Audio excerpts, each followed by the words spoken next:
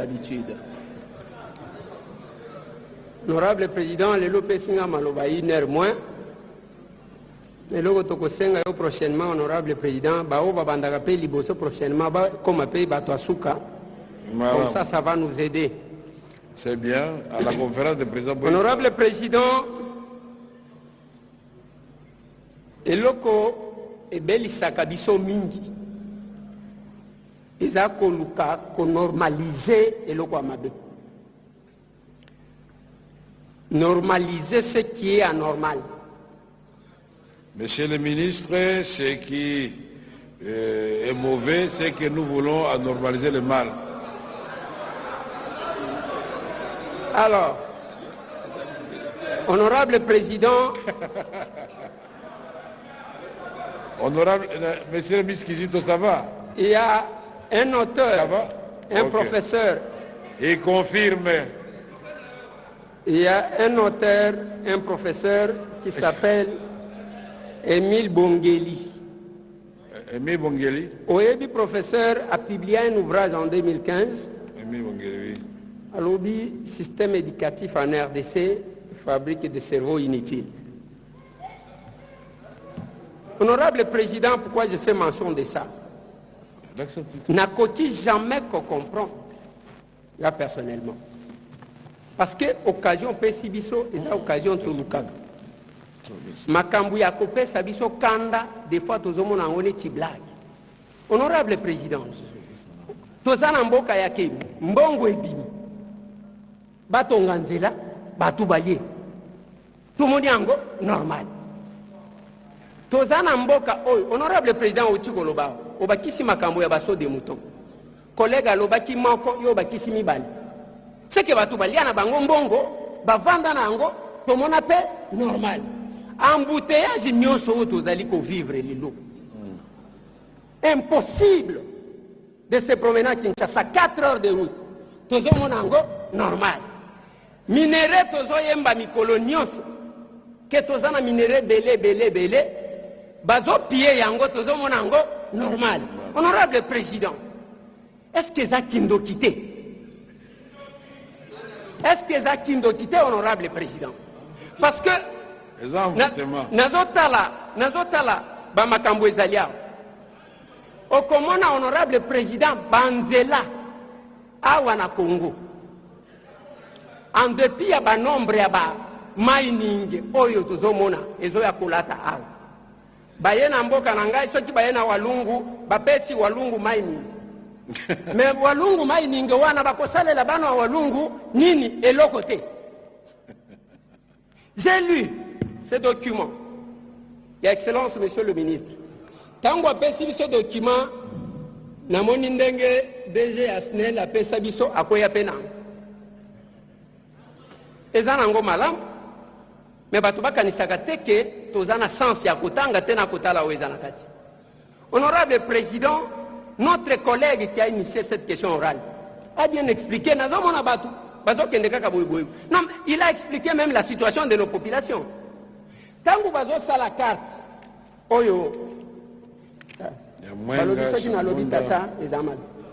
bon, Honorable Président, quand vous avez la carte, document, d'abord, le ministre a commencé par nous expliquer c'est quoi les carrés miniers. Ayako baki célèbre à lobby périmètre minier. À lobby na périmètre minier, et koti koko tata 400 carrés miniers. Si vous avez sali ba carte, tant que vous avez sali ba carte, si vous avez sali légende ya ba carte, Honorable Président. Na légende ya ba carte wan azotalisa. Ceux qui ont moni couleur boye, et za territoire. Ceux qui ont moni couleur boye, et zanzela. Ceux qui ont moni couleur boye, et zanzela ya muke. Ceux qui ont moni atali sibiso. Mais nulle part atali sike. Ceux qui ont moni couleur boye batu bazala kawan.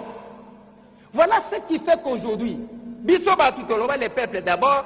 Honorable Président Tozo Kamabe. Ba conflit zali parce que place bazo teka ba carré minier.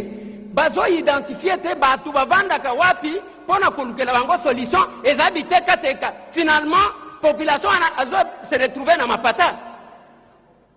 Honorable Président, honorable membre du bureau. Tozala kana jekamine. Tozala kana miba. tozalaki na sokimo basociété wana mike tozalaka nango il faut komona bisika ezalaki implanté ke poto ezalaki wana. La patrie ou la mort, nous vaincrons. Nabomoko nde tokolonga. Lelo bako longola ba immunité à Joseph Kabila. Sénat kolongola ba immunité à Joseph Kabila lelo. Moïse Katumbi les Soriano a parlé. Moïse Katumbi Lobinine. Moïse Katumbi Lobi suite ya levé à ma immunité à Joseph Kabila Mukola lelo. Hier moko politique kanambe dit Joseph Kabila a tuté hier. Kabila a tuté hier. Na tweet na ya Lobinine. Donc ouais ba mona émission Mukola lelo. La diplomatie agissante ya tata Mokonzi Ekolo Fachi Beton. Et comme à niveau nini. Donc oui, on a émission lelo. Gouvernement et d'union nationale. Et comme à niveau nini. Donc on analyse on a émission lelo. Qu'est-ce qui se passe dans le nord, dans le sud Kivu? La guerre a repris entre les Ouazalendo et l'armée rwandaise. Donc oui, on a émission Yamukolo lelo. Toutes les provinces du Congo sont riches. Il y a un minéraux que le Congo est un scandale géologique. Donc on analyse pour l'examen de l'Olenge Kani. La province Nyon sur un beau cannabis est riche. Sans plus tarder, c'est votre humble serviteur à Combo et Jonas Ngandou, surnommé Charles Onana. Bonjour, bonsoir, cela dépend de l'heure à laquelle Bakomoman Gozali Kolanda émission na biso ya Mukolo ya lelo. Lelo est cause la journée moko historique na niveau ya Sénat, Kolanda qui était Sénat Nosaki bako étudier le lenge kan il faut balongolo ba immunité ya tata Mokonzi Ekolo ya kala na kombo ya Joseph Kabila Kabange.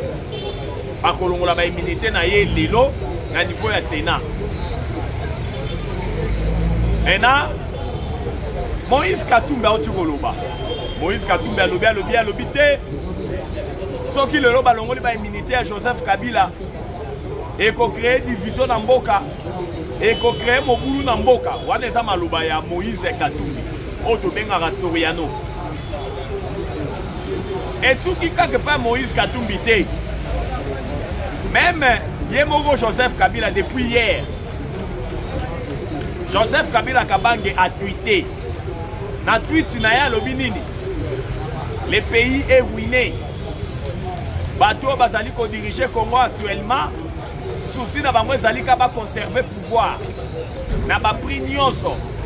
Mais bazala souci à peuple té. Bientôt la vérité ko triompher. Wana na zo sa no maloba oyo. Joseph Kabila lobi na tweet na ye. Ya hier. Bientôt la vérité ko triompher. Bientôt là, rédition ko salema. Nyon soto ko katana. Peuple azali sous député. Ba kongomani basi ba comprendre. Ba tu bazali wala ka pona ko conserver pouvoir. Peuple azali ko souffrir. Ba congolais des pères et des mères to lobaka ridicule et bomaraté. Effectivement, Mouto aloba que les ridicules ne tuent pas. Azana raison. Kabila Kabange Azala Tata Mokonzi Ekolo Yakala avant Fachaya a dirigé Congo pendant 18 ans. Mais tout le monde Lolenge Kani, ce pays était enterré. Il faut Toloba Kayango. Toloba Kayango avec ma fée. Tu es allé la rabino ba préféré Zali Kolakisake na Kibokonzi à Joseph Kabila. Bon cannabis ezala qui vivre le colana au taxi. Le Congo n'avait plus sa place dans les concerts des nations. Prévenez que Joseph Kabila fandi un embargo dans le régime à notification. C'était un embargo déguisé dans le régime à notification. On ne pouvait pas se procurer des armes de dernière génération. On ne pouvait pas se procurer des armes. Mais Kabila fanda un embargo tout au long de la règne. Aucune initiative alla dans l'essence kotia diplomatie pour embargo ane longwa pour régime ya notification ane longwa o ezalaki poto so mamanduki démarche ezalaki bureaucratique. Il y avait plusieurs conditions oyo bamanda ko imposer na ba fournisseur vraiment te que la biso manduki par les conseils de sécurité.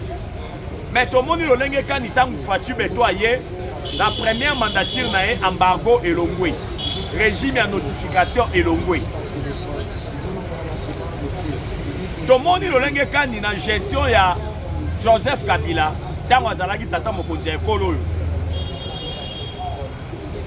Gestion na ezalaki caractérisée la gabegie financière, un régime de répression, un régime autoritaire, régime qui est caractérisé par des tueries, des sanguinaires. On doit dire les choses telles qu'elles sont. Topé Sakakaya, Rossi Mukendi, Thérèse Kapangala, Arma Tungulu. Bafos Komino Bamona na Maluku. Kotimo la Batuna Mamabulu et Belo Kokunda. Répression, il y a des combattants. La permanence a eu des pièces. Plus de 11 combattants ont été brûlés vifs. Il y a eu tellement de choses où Salama n'a règne à Joseph Kabila. Oh, lelo, Azana leso ya kopé sa bisoté. Na main, oh, ya sali na mboka na biso. Mais à koka mwezali ete, koyoka ekoloba, ke mboka ezali ko se wine. Régime, eza régime ya. Et ça, on a conservé le pouvoir. Le peuple a souffert. Et ça, il ne pas si peu moins mawa. Autant à tout, il y a Joseph Kabila et Mkola Lobi. Mais bon, il y a des Sénat, Azali Kolongola ba immunité na yelelo. Vous avez vu que la justice congolaise et Sengaki, balongola ba immunité à Joseph Kabila comme sénateur à vie. Dengue constitution lobby mobe koli kuti. Mais na kolongola ba immunité wana Sénat ko statuer lelo. Boyebi yango très bien. Mais bon retourne na biso pourquoi? On ba kongomani o balandaka biso te. Ba mobondo o bazali ko boma. Ba kongomani na Maluku na Bandundu objectif ya ba mobondo ezalaki komema insécurité na ville province à Kinshasa. Mais va échouer lamentablement parce que notre armée na police bazaki misuka. Raison pour laquelle tangu babomi Cobra mokonza ba mobondo. Tangu bakangi adjoint ya Cobra nde mutu a révélé kike mutu a finançaka bango et ça Joseph Kabila. Na biloko kolia na manduki. Atiki ba mobondo. À quel issue qu'on finance le M23? Le commandant suprême adjoint, il y a le M23 dans l'armée rwandaise. C'est Joseph Kabila. C'est lui le commandant suprême adjoint. Il y a le M23. Le commandant suprême général, il y a le M23.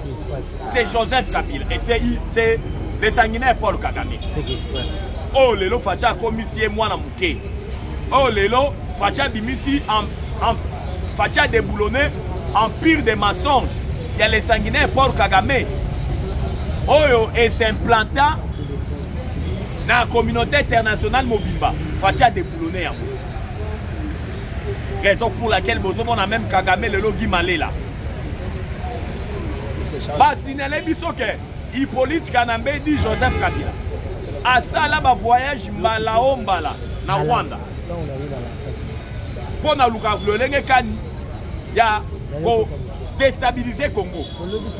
En connivence avec les sanguinaires Paul Kagame. Yango tangu ba autorité mboka batali lolenge kan makambo banda ekokende balobi non. Il faut que l'on ait une immunité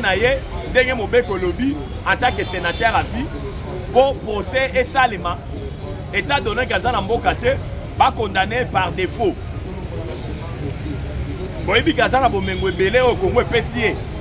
Au Congo PSAE, c'est un multimilliardaire. Quand il sera condamné par défaut, il y aura surtout justice à rejoindre. pour indemniser bandeko na biso bakufi na est.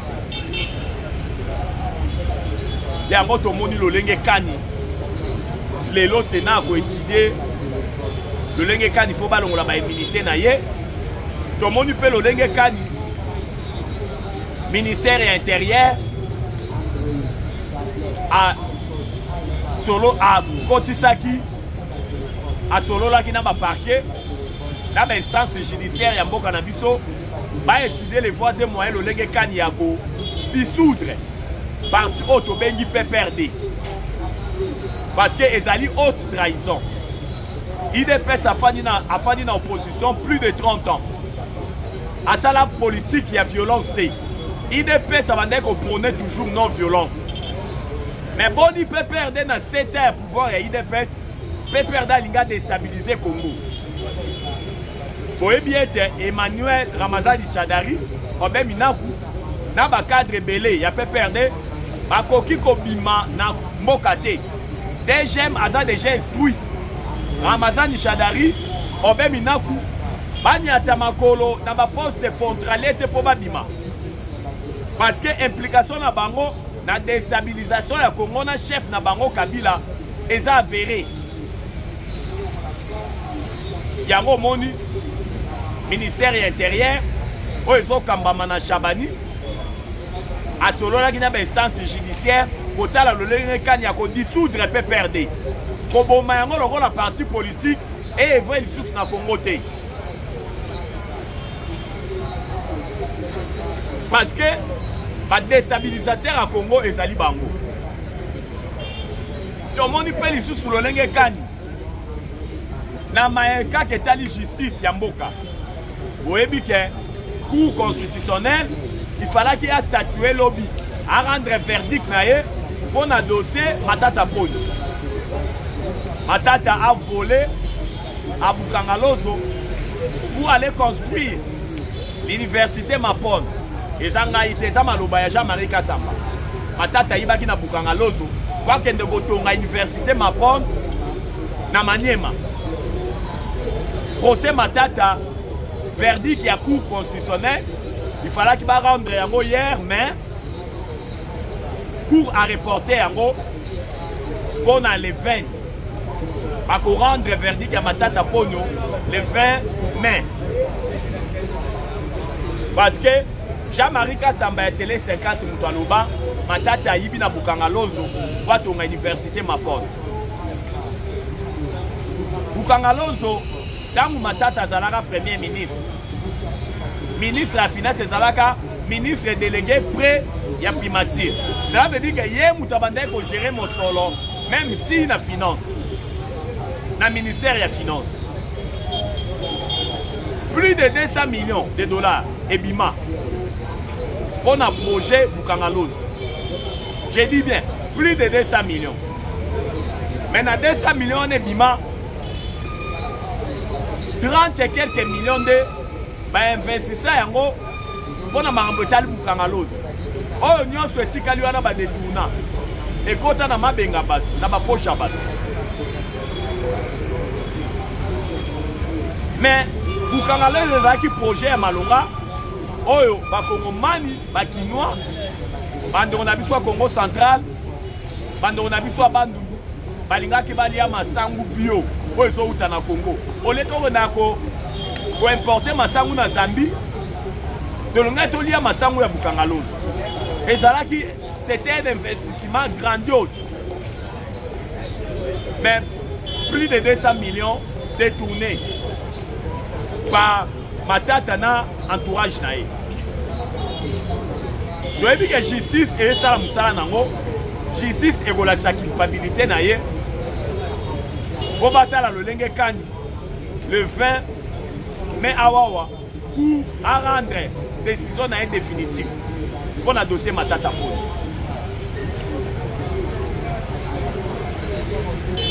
Le Congo, c'est un scandale géologique, 80 millions d'hectares de terres arabes.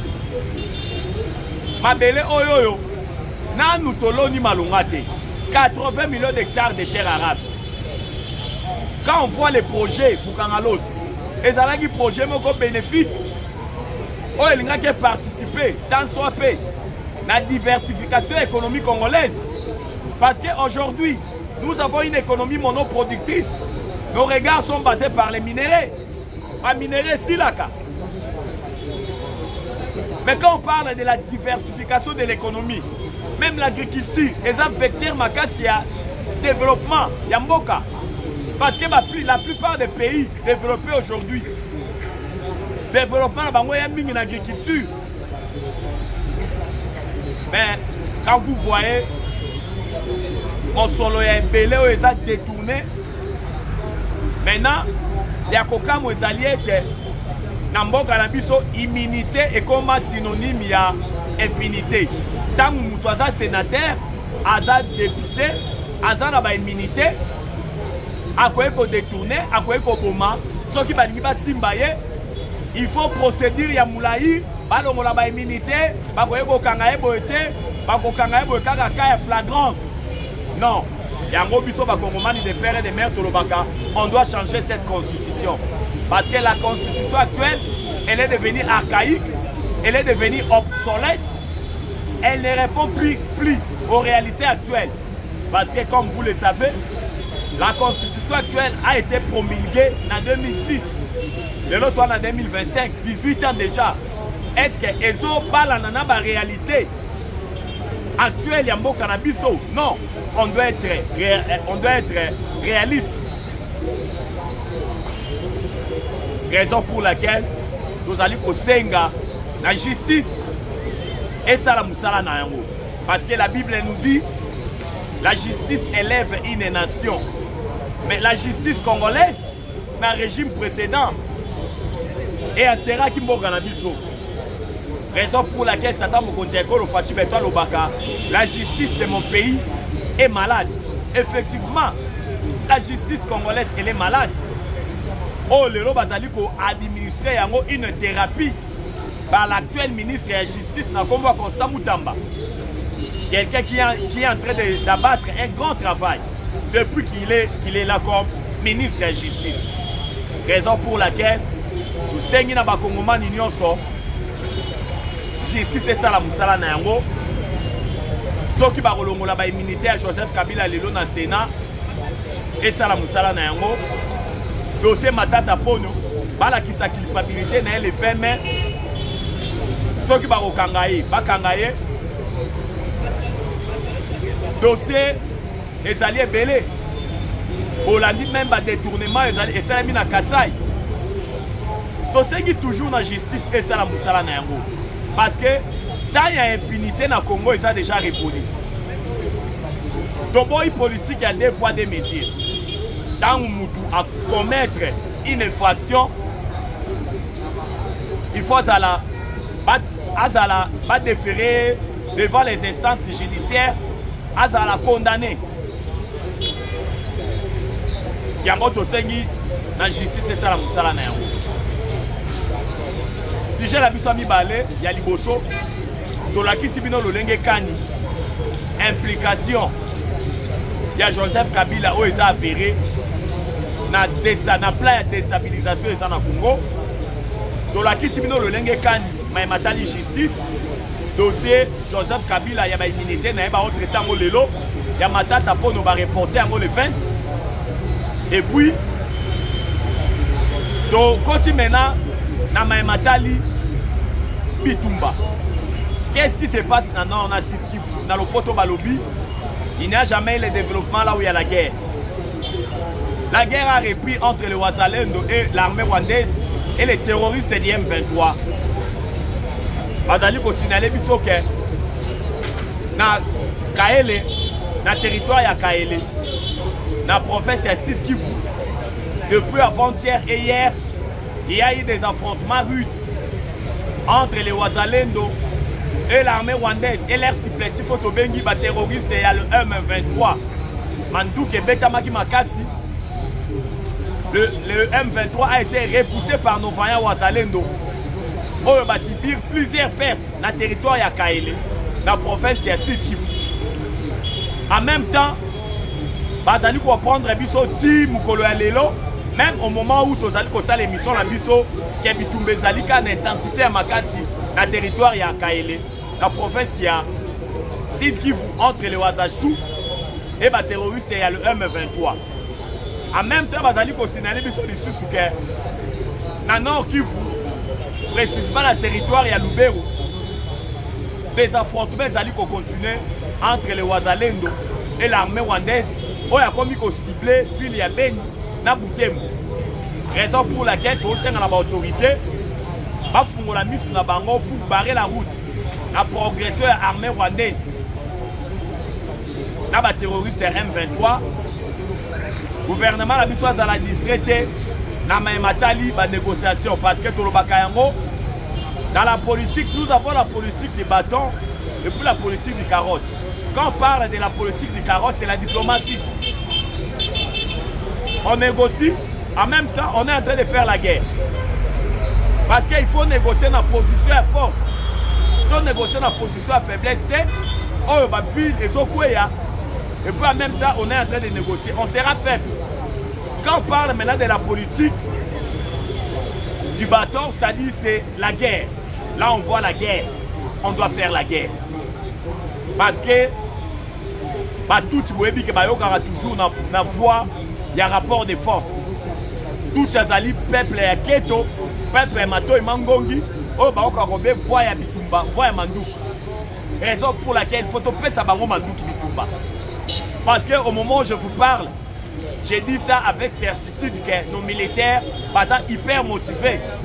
Comme vous le savez, les soldes des militaires, et ça qui revient à la hausse. Oh, les militaires sont dans la ligne de front. Les militaires sont comme na $500.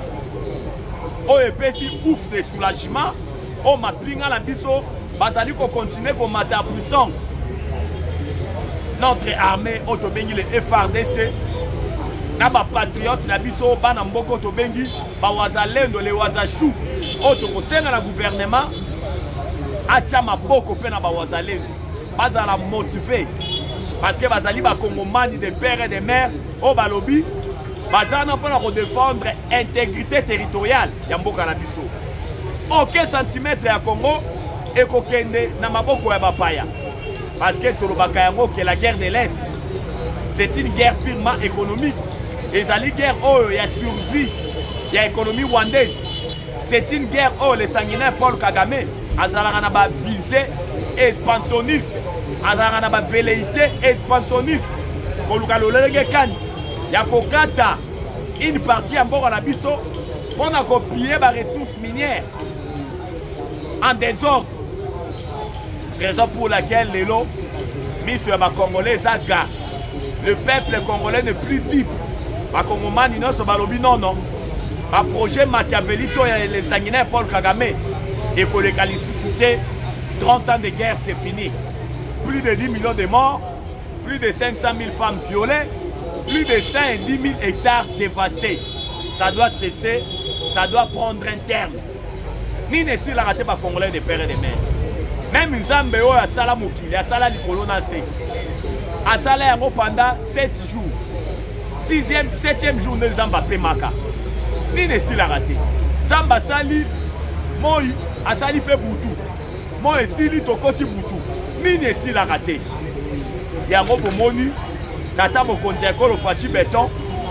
Empire ya mensonge à Kagame. Oya tia pendant 30 ans en complicité naba américain, naba occidentaux, naba multinationaux. Oboma ba congolais. Mouto kolobate, l'omerta de la communauté internationale, c'est-à-dire la loi du silence. Mais les oyoyo, tout de suite tata mokonzi ekolo na kombo ya fachi béton. Oyo a déboulonné empire de mensonges à les sanguinaires Paul Kagame. Dans 7 ans, a déboulonné Yango. Yango Tolobara Fachi a la mandaté, a la mission Zamba Pessie, il y a pour déboulonner empire de mensonges, il y a les Tutsi-Land, les Tutsi-Power. Fachi a déboulonné Yango. Raison pour laquelle au monde, de démasquer, de étaler sur la place publique. Ba complice ya ba congolais na ba ennemi ya ba congolais nyonso y compris surtout ba Congolais bazala na nationalité douteuse. Botanga histoire. Ba Congolais bazala na nationalité douteuse. Bango nde ba déstabilisateur ya mboka na biso. Nationalité douteuse. Boyebi bango. Mais lelo oyoyo ya nkuku ebimi na poisa. Bango nyonso babimi na poisa. Il y a un plan machiavélique. Oyo batie.